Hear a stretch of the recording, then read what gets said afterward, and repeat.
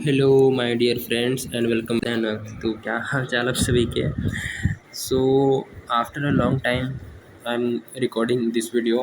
ठीक है, मतलब कि काफ़ी टाइम के बाद ही रिकॉर्डिंग हो रही है। तो अब एग्ज़ाम जो सेमेस्टर वाले एग्ज़ाम हैं वो काफ़ी पास आ चुके हैं एंड मैं सोच रहा हूँ कि क्वेश्चन पेपर कुछ कुछ अपलोड कर दिया जाए। ठीक है, ताकि जो एग्ज़ाम टारगेटेड लास्ट में रिवीजन करते हैं, तो मतलब एग्ज़ाम लास्ट में पेपर को देख के करते हैं, तो वो सब के लिए काफ़ी हेल्प हो जाएगी। तो this is the paper of business economics. ठीक है, जो कि रेगुलर हमको सेकेंड सेमेस्टर का 2024 में आया हुआ था। ठीक है, वो वाला है। तो उसको एनालिसिस करते हुए देखते हैं कि क्वेश्चन किस प्रकार से पूछे गए थे। ठीक है, और भी पेपर अपलोड हो जाएंगे। 2000 कुछ पुराने पेपर्स हैं, जैसे कि 2020 21 के हैं। ठीक है, 23 के भी ऐसा है, तो उसको मैं अपलोड कर दूंगा। तो वन मार्कर क्वेश्चन में देख लेते हैं कि इन द सेकेंड, इसमें क्या लिखा है, second stage of production the average productivity of labour. तो सेकेंड स्टेज में क्या होता है कि average productivity of labour decreases होने लगती है। ठीक है, फर्स्ट अगर स्टेज पूछेगा तो उसमें इंक्रीज होगी, सेकेंड स्टेज में डिक्रीजेस होगी। ठीक है, तो ये दो चीज़ें आप लोग ध्यान में रखेंगे। ठीक है, तो ये हिंदी में क्वेश्चन को भी रीड कर लेंगे। और इधर में सेकेंड में है कि in perfect competition the demand of commodity is. तो परफेक्ट कंपटीशन आपको पता ही है। ठीक है, तो डिमांड जो होता है वो परफेक्टली इलास्टिक होता है। ठीक है ना, इस प्रकार से अगर है तो इसमें जो डिमांड कर्व है वो इस प्रकार से बनता है। ठीक है, जो पैरेलल होता है किसके, एक्स एक्सिस के पैरेलल होता है। तो इसको बोलते हैं परफेक्टली इलास्टिक, जो है वो परफेक्टली इलास्टिक डिमांड कर्व है। यहाँ पर प्राइस में कोई चेंजेस नहीं होता है। ठीक है, तो ये इसका जो आंसर है वो ऑप्शन नंबर 1 हो जाएगा। ओके, देन नेक्स्ट इसका हिंदी में देख लेंगे। और थर्ड जो है, what concept does cost plus pricing convey. तो कॉस्ट प्लस जो एक प्राइसिंग मेथड है किसी प्रोडक्ट को प्राइस करने, कॉस्ट प्लस इसमें क्या किया, कॉस्ट में हम प्रॉफिट को ऐड कर देते हैं। तो इसलिए जो क्या करना करता है, इसको या फेयर वैल्यू बोलेंगे। ठीक है, ऑप्शन नंबर 2 करेक्ट होगा, फेयर वैल्यू जस्ट प्राइस। ठीक है, एंड फोर्थ जो है, which is not a stage of business cycle. तो बिजनेस साइकिल के मेनली आप लोगों ने 4 स्टेज पढ़े होंगे। ठीक है, प्रोपेंसिटी, डिप्रेशन, रिकवरी, इसमें कौन सा नहीं है, नॉट वर्ड पे बहुत ज़्यादा हमें फोकस करना होता है। ठीक है, तो बिजनेस साइकिल कौन सा, तो ये अंडर एम्प्लॉयमेंट जो है, ये जो है वो क्या है कि वो नहीं है, स्टेज नहीं है। ठीक है, फिफ्थ में है इन इन्फ्लेशनरी कंडीशन। इन्फ्लेशनरी कंडीशन में debtor and creditor classes respectively receive.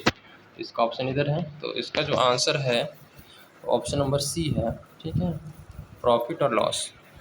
Next जो है वो फिल इन द ब्लैंक्स में है, the law of increasing returns to scale. इसमें क्या है, law of increasing returns to scale. तो इसको और क्या कहा जाता है, इसको बोलते हैं डिमिनिशिंग कॉस्ट प्रिंसिपल। मतलब कि हाँ, तो इसको लॉ ऑफ डिमिनिशिंग कॉस्ट भी कहते हैं। ठीक है, जैसे ना कि इंक्रीजिंग रिटर्न्स है, मतलब कि आपका जो जितना इनपुट लगा रहा है उससे ज़्यादा आउटपुट हो रहा है। ठीक है, तो आपको जो है कॉस्ट जो है पर यूनिट पे वो कम पड़ती है, तो उसको लॉ ऑफ डिमिनिशिंग कॉस्ट बोलते हैं। ठीक है, अगर यहाँ पर लिखा होता law of diminishing returns is also known as, increasing returns की जगह पर डिमिनिशिंग रिटर्न्स होता, इसको बोलते हैं law of variable proportion. Simple, law of variable proportion या फिर लॉ ऑफ इंक्रीजिंग कॉस्ट, क्योंकि डिमिनिशिंग रिटर्न में कॉस्ट बढ़ते जाता है तो लॉ ऑफ इंक्रीजिंग कॉस्ट हो जाएगा। एंड इसमें जो है नेक्स्ट जो है, the author of book economics of imperfect competition, क्या इसको क्या बोलते हैं, तो जॉन रॉबिन्सन। ठीक है, जॉन रॉबिन्सन, जॉन ए ओ है, रॉबिन्सन ROBINSON।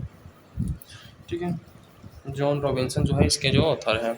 नेक्स्ट है, dash inflation is cause by excess demand in the economy. तो एक्सेस डिमांड की वजह से कौन सा इन्फ्लेशन होगा, तो demand pull inflation. Demand pull inflation, demand के बाद pull, PULL, demand pull inflation जो है वो एक्सेस डिमांड की वजह से होता है। फिर dash pricing involve setting different prices for different market segment. नाम से ही पता चल रहा है कि अलग अलग मार्केट सेगमेंट का अलग अलग प्राइस सेट करना है, तो उसको बोलते हैं डिफरेंशियल प्राइजिंग, डिफरेंशियल, ठीक है, डिफरेंशियल प्राइसिंग उसको बोला जाता है। नेक्स्ट है the economist who give the innovation theory of business cycle, तो इसको बोलते हैं जोसेफ शुम्पेटर। जो इकोनॉमिक्स इनोवेशन थ्योरी दिए थे वो जोसेफ शुम्पेटर, ठीक है। और बाकी आप लोग रिसर्च कर लेंगे। ट्रू फॉल्स का मैं थोड़ा सा रिसर्च कर दे रहा हूँ। The working of law of diminishing returns can be check, तो ये फॉल्स है, ये है फॉल्स है, ठीक है। एंड नेक्स्ट है द कॉम्पिटिटिव फॉर्म और ओनली नॉर्मल पर in short run. Long run में बात करते तो ट्रू हो सकता था, लेकिन शॉर्ट रन में ये गलत है, ये फॉल्स है, ठीक है, ये फॉल्स है। सेक्शन बी में देखेंगे कि क्वेश्चन 2 मार्क्स वाले हैं कि what is increasing returns to scale. तो जैसे कि मैंने बताया है कि इनपुट से ज़्यादा आउटपुट में इंक्रीजमेंट देखा जाता है। और what do mean by monopoly, का अधिकार क्या है, स्कीमिंग प्राइसिंग, ठीक है, mention stage of business cycle, ठीक है, डिफाइन इन्फ्लेशन।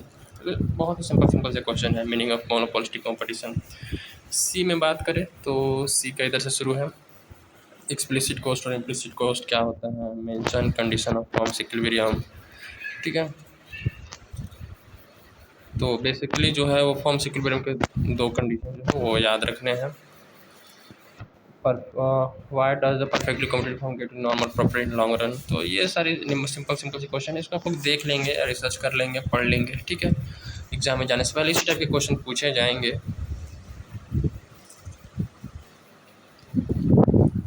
कॉस्ट पूल और डिमांड पूल में वो देखना है डिफरेंस, डंपिंग क्या होता है, ये सब सारी चीज़ें। और क्या बोलते हैं सेक्शन डी जो 10 मार्क्स वाले क्वेश्चन है, इसमें है डायग्रामेटिकली बताना है returns to scale, mention determinants of returns to scale, ठीक है। Equilibrium of form, equilibrium form and equilibrium industry, ठीक है।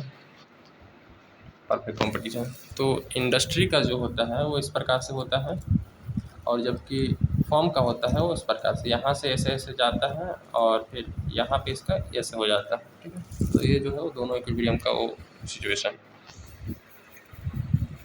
ये तो प्राइस, हाँ, ये जो मैंने अभी बताया इसको प्राइस डिटर्मिनेशन, ये है प्राइस डिटर्मिनेशन वाला है, ठीक है, ये प्राइस डिटर्मिनेशन।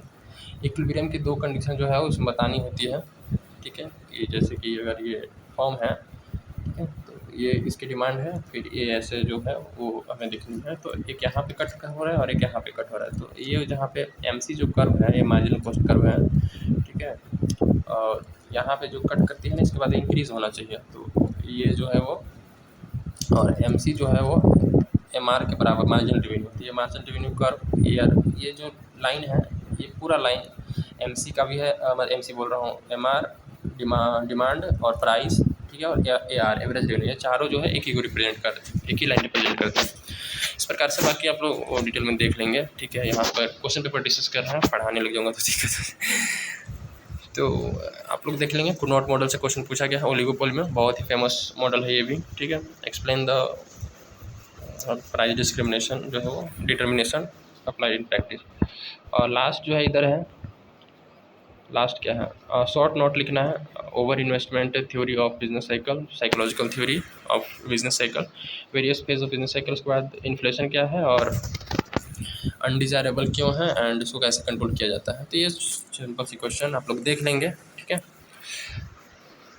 हाँ, तो लाइक और चैनल सब्सक्राइब भी कर देना, ठीक है। Thank you.